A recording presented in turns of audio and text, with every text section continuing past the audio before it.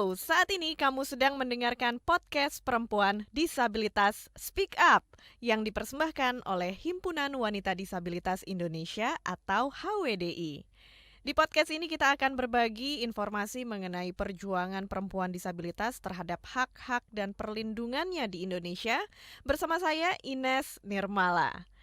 Indonesia sudah meratifikasi Convention of the Right of Persons with Disabilities atau CRPD pada tahun 2011 dan mengesahkan Undang-Undang Nomor 8 Tahun 2016 tentang penyandang disabilitas. Meskipun sudah ada payung hukum untuk menghormati, melindungi, dan memenuhi hak-hak penyandang disabilitas, namun implementasinya sampai sekarang masih belum maksimal. Hal yang utama dalam konvensi tentang hak bagi penyandang disabilitas adalah adanya perubahan cara pandang masyarakat terhadap penyandang disabilitas. Seperti apa perubahan cara pandang yang dimaksud dan bagaimana HWDI atau Himpunan Wanita Disabilitas Indonesia mendorong perubahan paradigma ini? Nah, ini dia yang akan kita perbincangkan di episode kali ini yang temanya adalah perubahan paradigma terhadap penyandang disabilitas. Dan bersama dengan kita di episode kali ini sudah ada Wakil Ketua HWDI serta Ketua Perhimpunan Jiwa Sehat, Mbak Yeni Rosa Damayanti. Halo Mbak Yeni, apa kabar? Baik, Mbak. Apa kabar? Kabarnya sehat. Mbak Yeni senang bisa ketemu dan ngobrol dengan Mbak Yeni di episode Perempuan Disabilitas Speak Up kali ini. Lama. Saya juga akhirnya kita ketemu juga ya, Mbak ya. Iya. Nah, di episode kali ini kita membahas tentang perubahan paradigma terhadap penyandang disabilitas dan tadi sudah menyinggung sedikit tentang CRPD atau Convention of the Right of Person with Disabilities. Bisa dijelaskan juga nih sama Mbak Yeni, apa itu CRPD dan apa yang melatar belakangi hadirnya CRPD? Ya, CRPD Convention on the Rights of Person with Disabilities atau Konvensi Hak-Hak Penyandang Disabilitas ini sebuah konvensi yang di launching oleh PBB pada tahun 2008, 2006, 2007, 2008 yang lalu yang diratifikasi oleh Indonesia, artinya Indonesia menandatangani Mhm. konvensi tersebut pada tahun 2011. Nah, asal-usulnya konvensi ini seperti apa kok sampai ada konvensi khusus tentang penyandang disabilitas, maksudnya apa? Nah, konvensi ini maksudnya untuk mengubah pendekatan terhadap penyandang disabilitas. Selama ini masyarakat dunia, bukan hanya Indonesia ya, Mhm. masyarakat dunia itu memandang penyandang disabilitas itu melalui kacamata yang bagi penyandang disabilitas bukan kacamata yang tepat. Ya. Nah, kacamata apa? Kacamatanya adalah kacamata belas kasihan.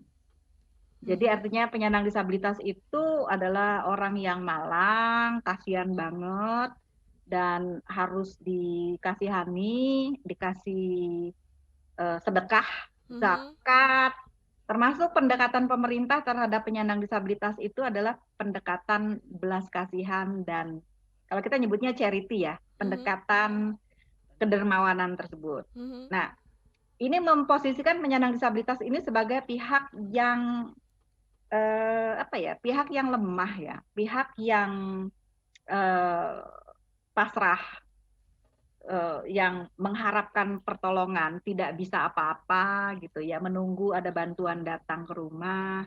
Dan ini tercermin dari program-program pemerintah terhadap penyandang disabilitas itu yang sifatnya berupa bantuan-bantuan gitu, dibantu kasih beras. Kalau ada bupati punya program tentang disabilitas itu biasanya dikasih lihat tuh bupatinya datang ke rumah penyandang disabilitas pakai kursi roda, Mhm. bawa tas kresek isi beras, Indomie dan lain sebagainya. Nah, pendekatan ini menurut pendapat kita pendekatan yang kurang tepat karena sebetulnya pendekatan yang kita inginkan adalah pendekatan berbasis hak asasi manusia. Dalam arti kata, penyandang disabilitas itu sama saja seperti orang-orang lain warga negara yang memiliki hambatan-hambatan yang disebabkan oleh berbagai barrier atau hambatan yang ada di lingkungan Mhm. dan berbagai sikap diskriminasi di masyarakat. Jadi yang kita inginkan bukanlah dikasihani, Mhm. tapi yang kita inginkan adalah dihilangkan barier-barier, hambatan-hambatan yang membuat penyandang disabilitas itu sulit untuk hidup secara penuh di masyarakat. Contohnya begini, seorang penyandang disabilitas yang pakai kursi roda, kalau pakai pendekatan belas kasihan, maka program yang diberikan itu adalah dengan memberikan bantuan kepada pengguna kursi roda itu, dibawain makanan gitu ya, dibawain ya dikasih uang sekedarnya gitu. Ya udah dia tinggal di rumah aja nggak ngapa-ngapain. Gitu. Kasihan dia pakai kursi roda, ya udahlah nggak apa-apa lah kita kasih sedekah aja berupa makanan, berupa uang sekedarnya gitu. Termasuk pemerintah memposisikan penyandang disabilitas itu sebagai PMKS, ini istilah dari Kementerian Sosial, penyandang masalah kesejahteraan sosial, PMKS. Nah, itu kalau pendekatannya berbasis belas kasihan. Kalau pendekatannya berbasis HAM apa? Kalau pendekatan kita berbasis HAM, sebagaimana yang kita inginkan, ya kita ingin sama seperti orang-orang lainnya.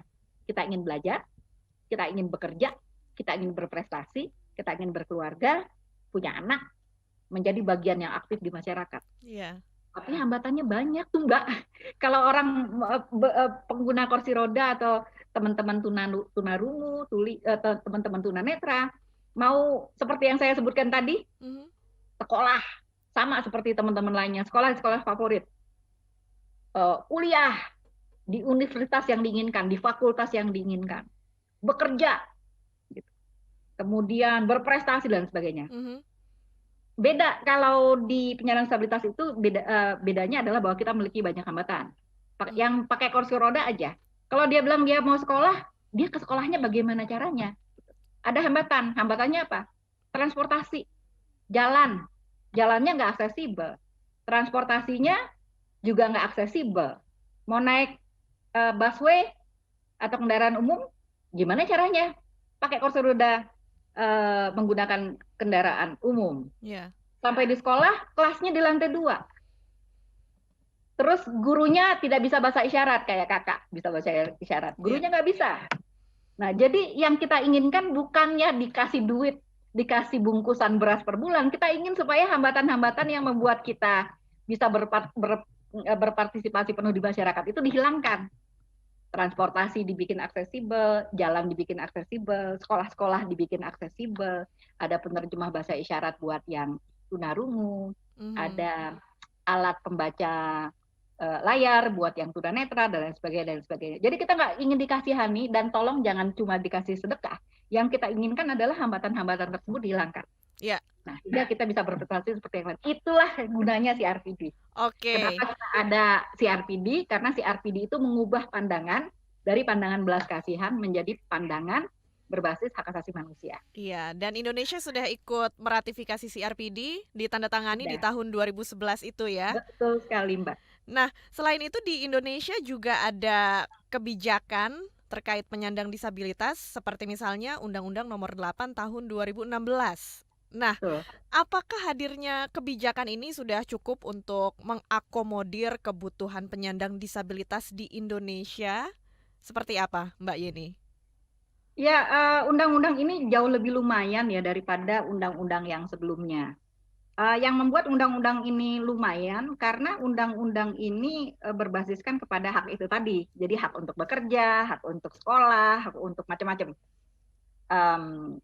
Sehingga undang-undang ini mengatur semua kementerian. Karena kehidupan penyandang disabilitas ini kan meliputi berbagai aspek ya. Kalau kita inginnya sekolah dan punya hambatan di bidang hambatan lingkungan untuk sekolah, maka itu urusannya Kementerian Pendidikan. Kalau kita ingin bekerja, tapi hambatannya adalah di rekrutmen yang diskriminatif, nggak terima tunanetra misalnya, itu urusannya di Kementerian Tenaga Kerja. Nah, Undang-Undang Nomor 8 ini menariknya apa? Dia mengatur semua kementerian. Jadi bukan hanya satu kementerian yang diatur. Yang diatur adalah semua kementerian. Mulai dari Kementerian Tenaga Kerja, Kementerian Pendidikan, Kementerian Kesehatan, Kementerian semuanya deh sampai lupa usaha kecil dan menengah. Ada banyak kementerian yang diatur. Ada sekitar sekian 18 nggak tahu. Nah, jadi ini yang menarik dari Undang-Undang Nomor 18 ini mengatur semua kementerian. Jadi harapannya adalah bahwa urusan-urusan penyandang disabilitas ini itu menjadi mainstream Mhm. menjadi pengarus utamaan di semua kementerian itu tadi, sama seperti isu perempuan lah gitu.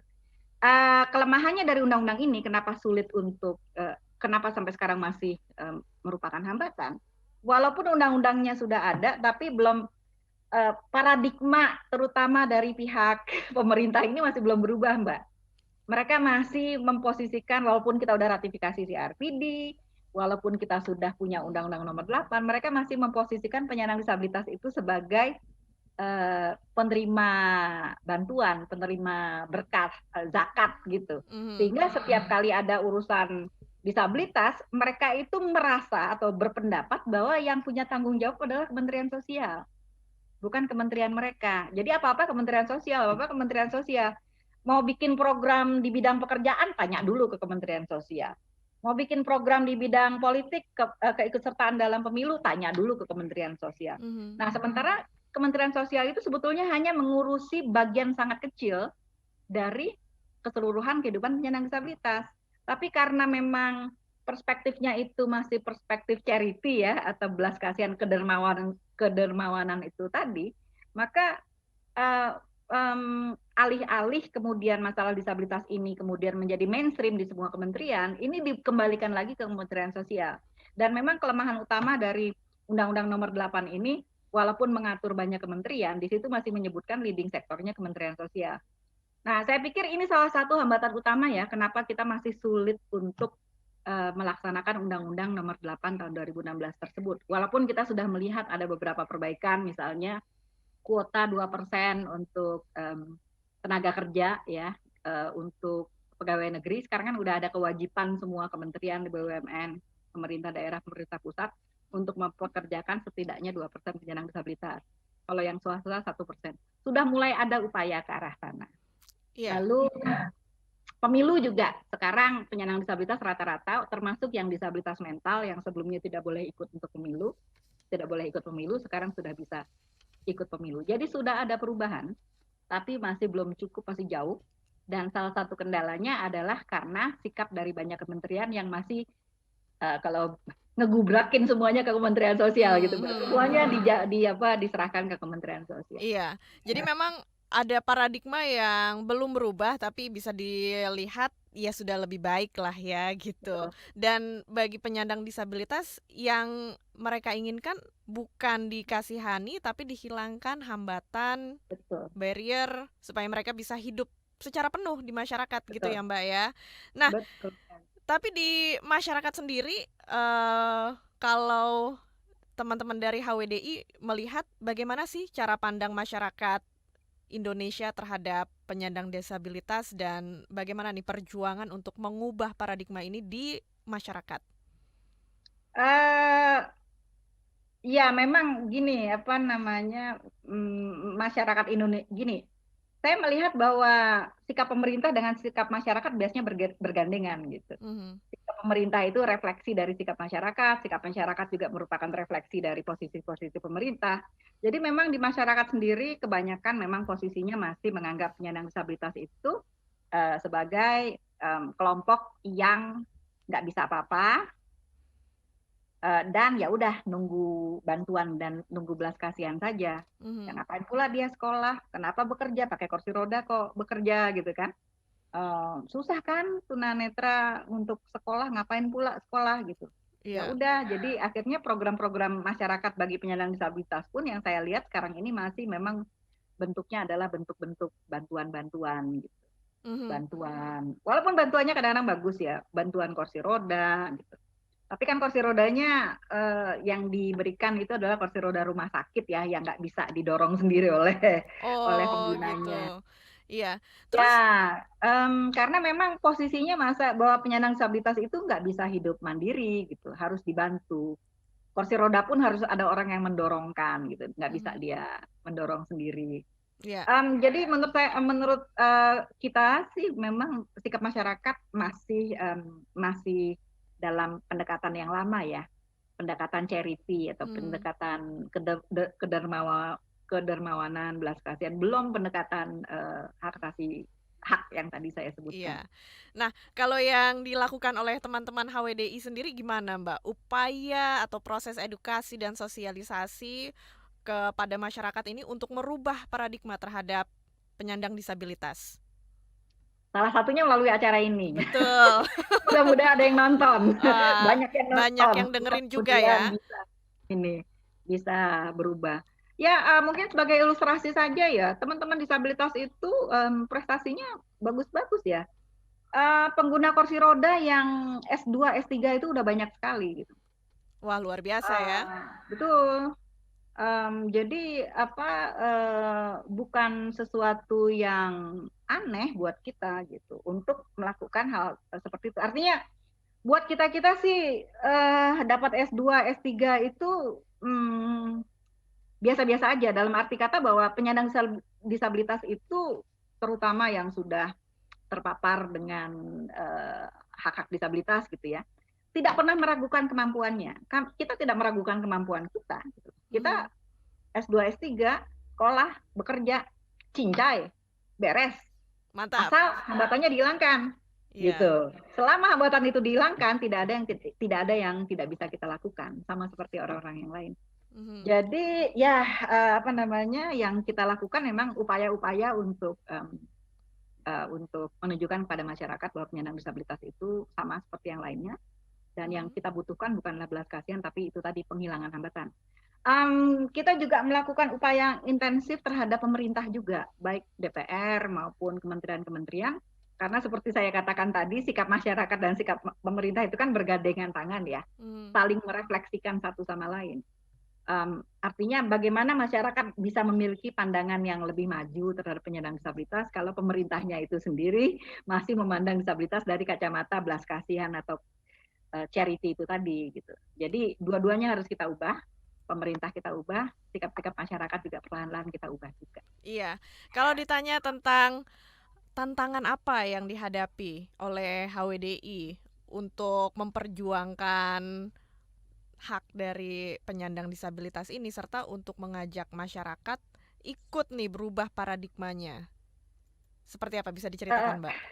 Ya, tantangannya ada beberapa ya.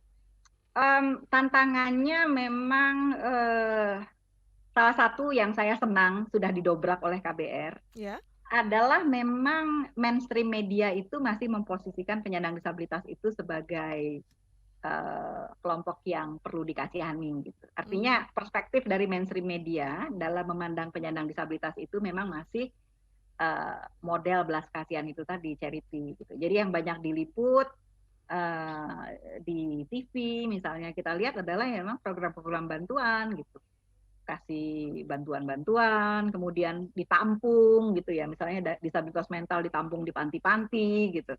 Yang lebih banyak di expose adalah hal-hal seperti itu gitu. Betapa karena memang mungkin ya media kan juga cerminan dari sikap masyarakat ya, yang masih memposisikan penyandang disabilitas itu sebagai pihak yang perlu dikasihani. Itu satu masalah. Karena itu kita senang sekali nih dengan KBR yang sudah leading perubahan paradigma termasuk di kalangan media. Wah, terima kasih Mbak Yeni. Ya. Yang kedua juga ya dari resistensi dari pihak pemerintah juga gitu. Untuk tidak lagi mengkotakkan isu disabilitas itu sebagai isu Kementerian Sosial saja. Karena kalau Kementerian Sosial kan memang tugasnya kan adalah untuk bantuan-bantuan sosial gitu kan. Padahal penyandang disabilitas isunya kan banyak. Selama kita masih dipaksakan terus-menerus dikotakkan satu kotak hanya dengan Kementerian Sosial, itu susah kita mengubah paradigma baik di kalangan pemerintah maupun di kalangan masyarakat. Jadi mudah-mudahan ya itu hambatan yang masih kita hadapi. Gitu. Iya. Nah, Mbak, penyandang disabilitas itu kan seperti Mbak Yeni tadi ceritakan banyak yang berprestasi, bahkan sekolah sampai S2 dan S3.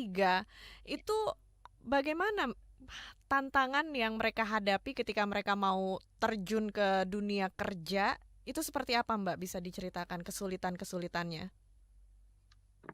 Banyak ya, mungkin pernah dengar ada kasus dokter gigi Romi dari Sumatera Barat. Itu kan dia penyandang disabilitas fisik dan dia seorang dokter gigi. Untuk kuliah dokter gigi nggak ada masalah ya, walaupun waktu kuliah itu ada banyak hambatan. Tapi pada saat mendaftar kerja ini yang ada hambatan, pihak pemerintah daerah itu meragukan kemampuan dia, gitu. Sehingga akhirnya kemudian dia walaupun pada saat tes penerimaan itu uh, nilai dia adalah nilai yang tertinggi, tapi akhirnya dia tidak diterima. Yang diterima adalah yang bukan penyandang disabilitas, yang sebetulnya nilai tes kelulusan CPNS-nya itu jauh di bawah dia. Jadi hambatan utama itu adalah persepsi masyarakat yang masih beranggap bahwa penyandang disabilitas itu nggak mungkin bisa lah. Gitu.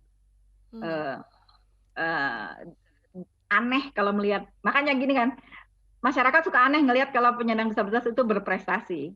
Karena ekspektasi masyarakat terhadap penyandang disabilitas adalah penerima bantuan. Orang yang di rumah aja nunggu belas kasihan. Begitu ketemu, ternyata enggak. Itu agak-agak kaget dan agak-agak resisten juga gitu, meragukan. Jadi hambatannya terakhir kali kasus Bayi Haki yang dari Jawa Tengah, itu juga seperti itu.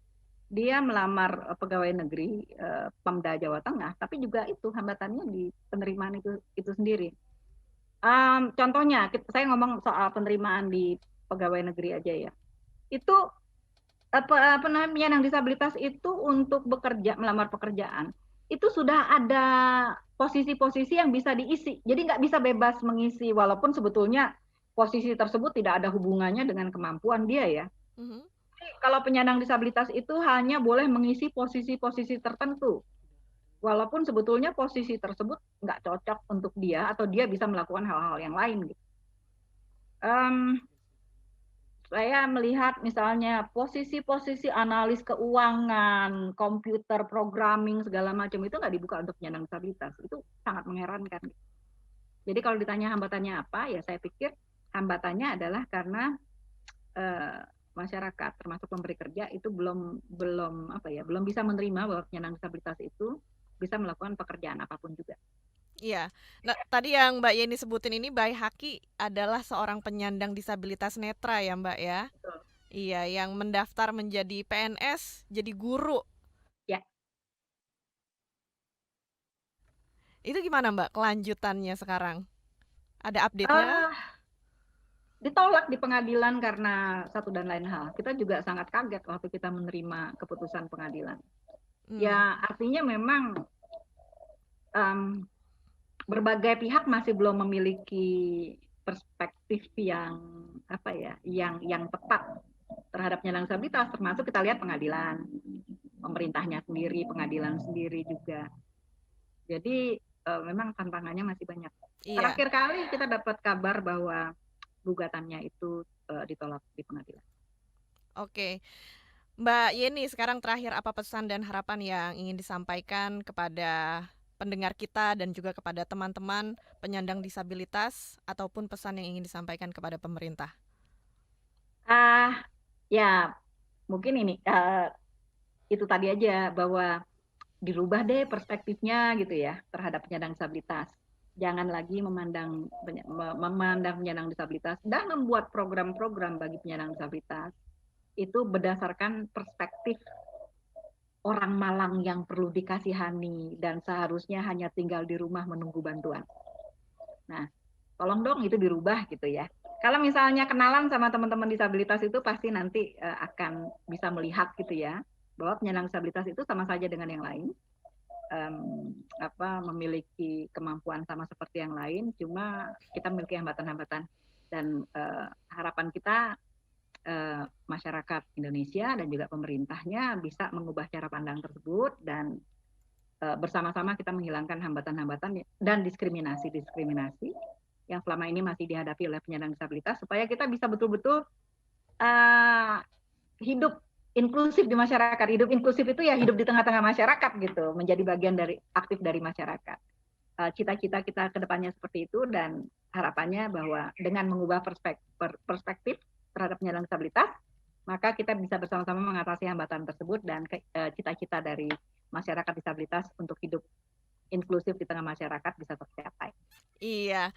Yang penting dan perlu kita ingat adalah untuk tidak melihat penyandang disabilitas ini dengan kacamata belas kasihan yang harus Betul. dikasihani, tapi Iya, adalah teman-teman yang harus diberi ruang supaya bisa hidup sepenuhnya di masyarakat. betul. Dan dihilangkan hambatan-hambatannya. Betul, itu dia. Iya. Sebelum kita tutup episode keempat podcast Perempuan Disabilitas Speak Up, sekarang kita dengarkan dulu pesan yang disampaikan oleh Ketua Umum Himpunan Wanita Disabilitas Indonesia, yaitu Ibu Maulani Rotinsulu. Ini dia pesan terhadap perubahan paradigma terhadap penyandang disabilitas.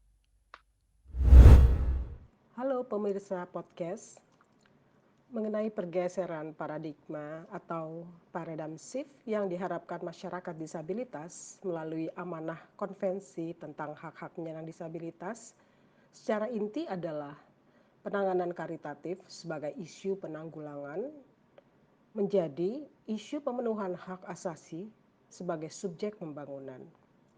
Faktor pertama yaitu perubahan perilaku dalam memandang disabilitas.